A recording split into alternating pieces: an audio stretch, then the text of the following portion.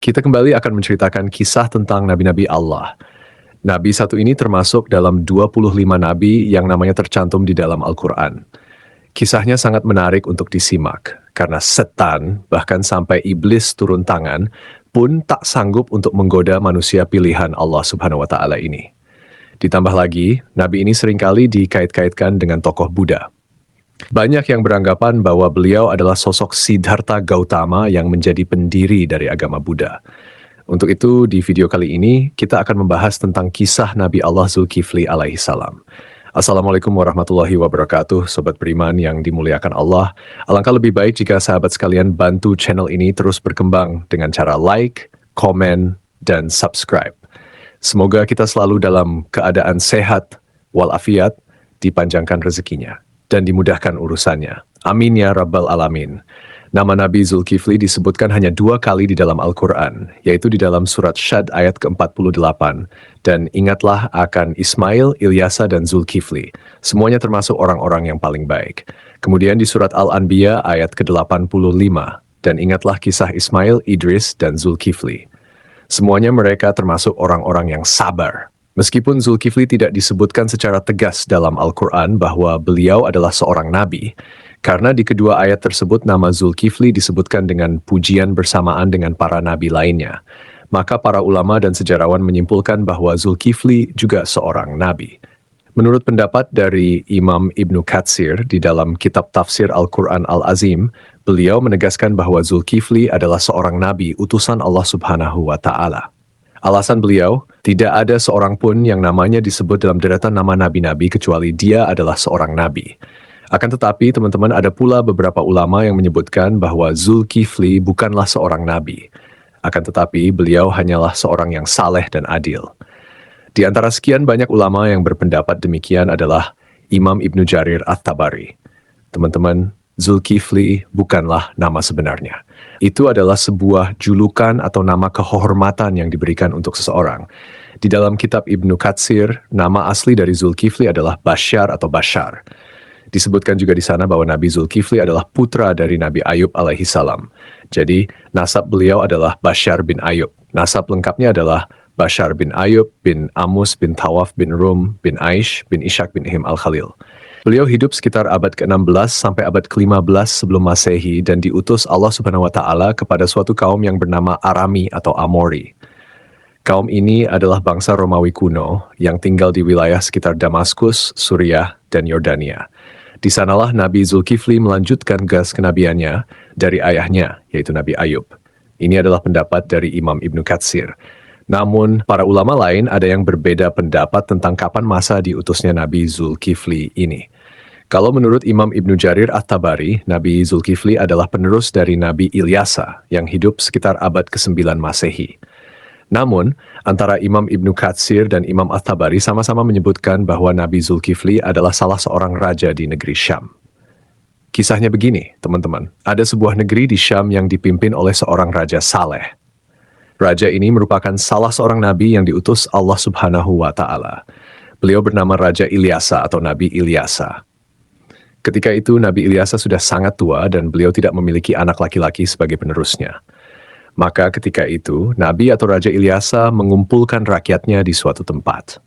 Kemudian Nabi Ilyasa berkata, "Wahai kaumku, saat ini aku sudah sangat tua dan tidak memiliki pengganti di kerajaan ini. Aku akan menunjuk salah seorang di antara kalian untuk menjadi penggantiku selagi aku masih hidup dan agar aku bisa melihat bagaimana kerjanya. Siapa yang mau menerima 3 hal dariku, maka aku akan tunjuk dia sebagai penggantiku.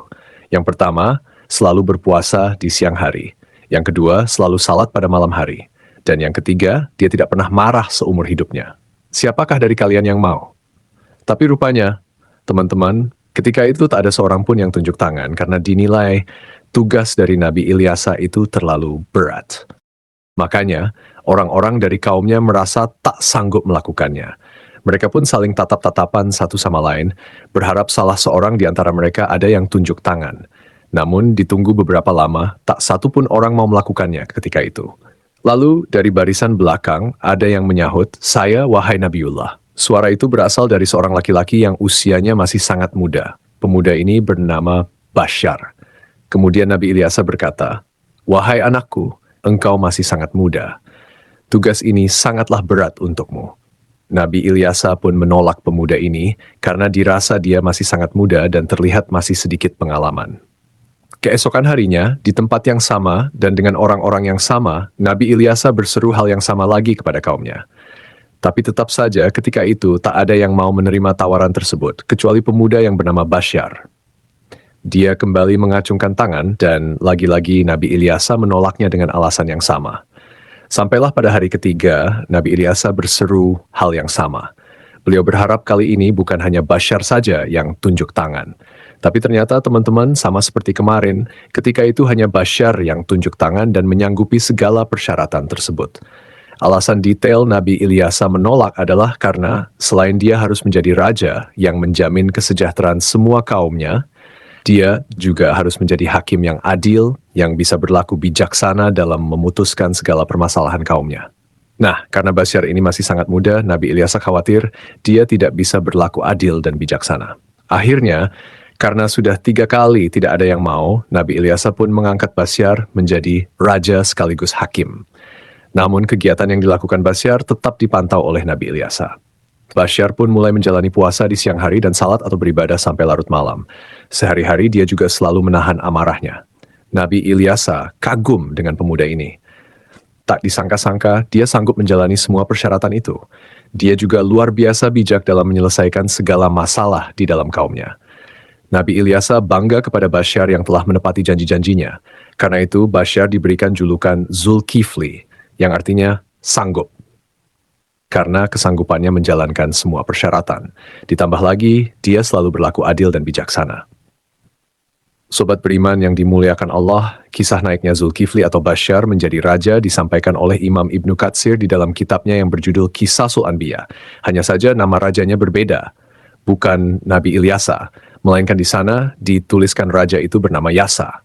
Lain halnya di dalam kitab Ibnu Jarir, beliau menuliskan bahwa raja pada masa itu adalah Nabi Allah Ilyasa.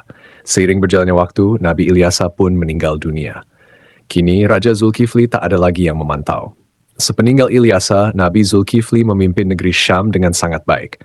Zulkifli sangat mementingkan urusan rakyatnya daripada urusan dirinya dan keluarganya. Beliau memegang teguh janjinya untuk selalu berpuasa di siang hari, beribadah di malam hari, dan tak pernah sekalipun marah.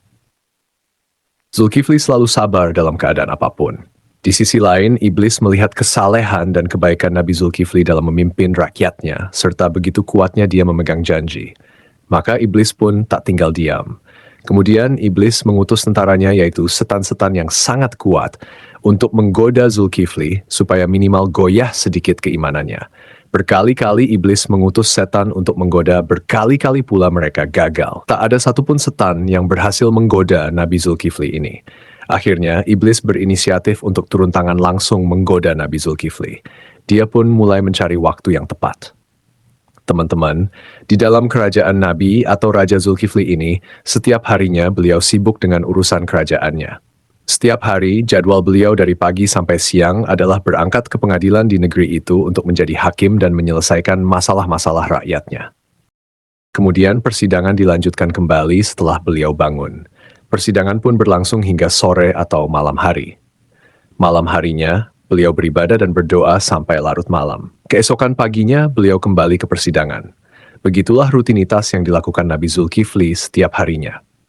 Zulkifli benar-benar merupakan figur seorang raja yang memuliakan seluruh rakyatnya.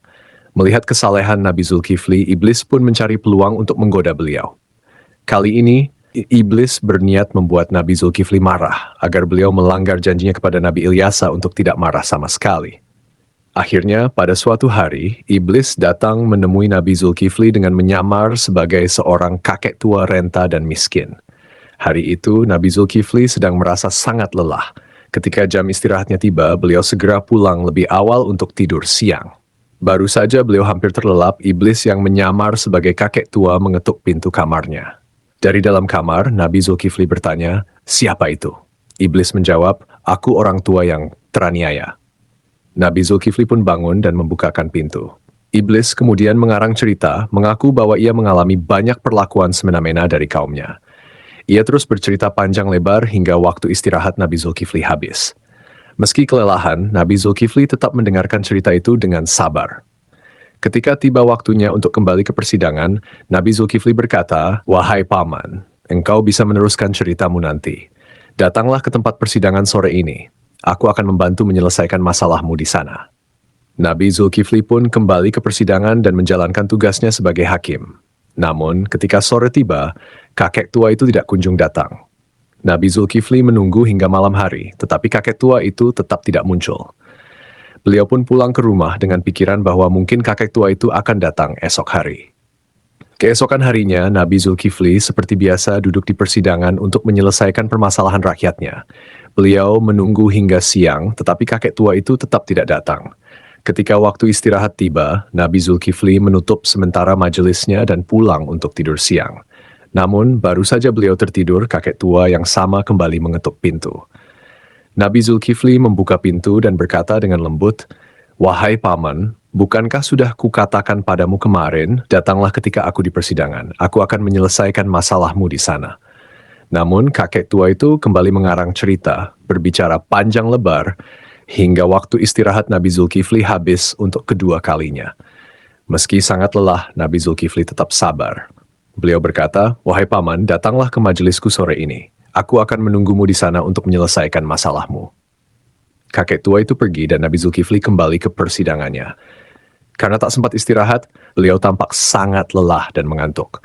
Ketika sore tiba, Nabi Zulkifli mencari kakek tua itu di tempat persidangan, tetapi kakek tua itu tidak datang lagi. Nabi Zulkifli berdoa kepada Allah Subhanahu wa Ta'ala agar diberikan kesabaran dan keteguhan hati, sehingga beliau tidak marah. Pada hari ketiga, ketika waktu istirahat tiba, Nabi Zulkifli pulang dengan cepat. Hari itu beliau merasa sangat lelah, bahkan lebih lelah dari hari sebelumnya. Sebelum beristirahat, Nabi Zulkifli memberikan pesan kepada para pengawalnya dan seorang anggota keluarganya.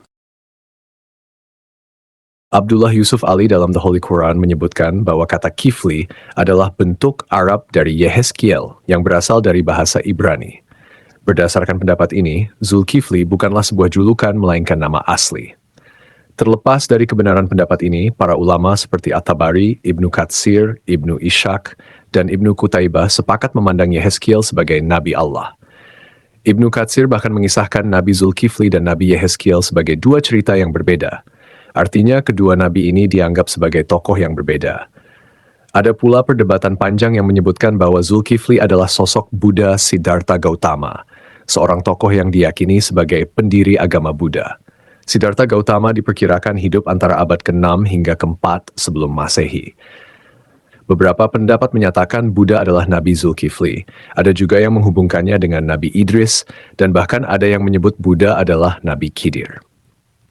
Pendapat ini salah satunya didasarkan pada anggapan bahwa kata kifli adalah bentuk Arab dari kata kapil, kepenekan dari Kapilawastu, yaitu ibu kota Sakya dan tempat tinggal Siddhartha Gautama sebelum meninggalkan istana. Salah satu pendukung teori ini adalah Hamid Abdul Qadir dalam karyanya Buddha the Great, His Life and Philosophy. Beliau menyimpulkan bahwa prinsip hidup Nabi Zulkifli memiliki banyak kesamaan dengan filosofi yang diajarkan Siddhartha Gautama. Pendapat ini diperkuat oleh Al-Qasimi, seorang ahli tafsir yang menafsirkan surah At-Tin. Pohon Tin, tempat Buddha mendapatkan wahyu dan menjadi rasul. 2. Pohon Zaitun, tempat Nabi Isa diangkat menjadi nabi dan rasul. Gunung Sinai, tempat Nabi Musa menerima mandat dari Allah. 4. Negeri Mekah yang aman, tempat Nabi Muhammad SAW menerima wahyu.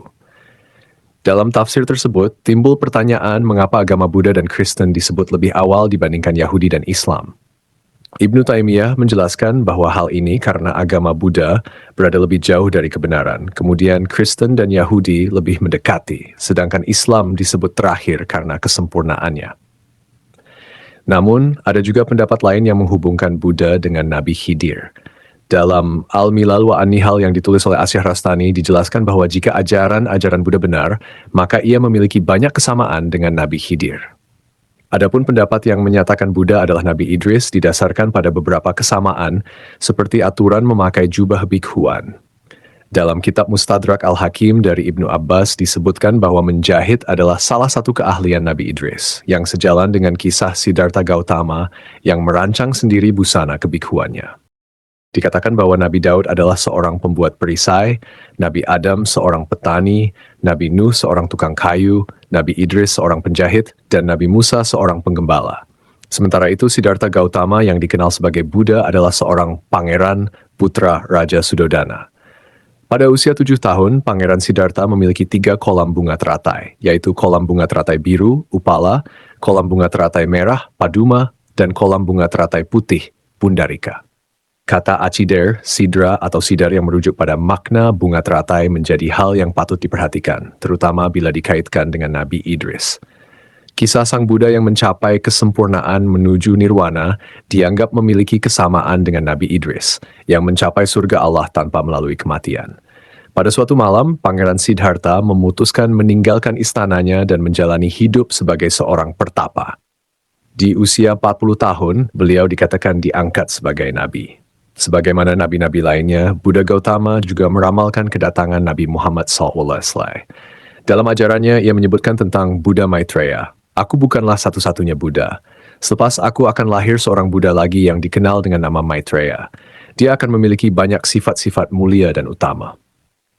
Sejarawan Muslim bernama Al-Biruni yang pernah tinggal bertahun-tahun di India mencatat dalam kitabnya Al-Hind bahwa para penganut Buddha di India tidak menganggap Buddha sebagai Tuhan, melainkan hanya seorang nabi.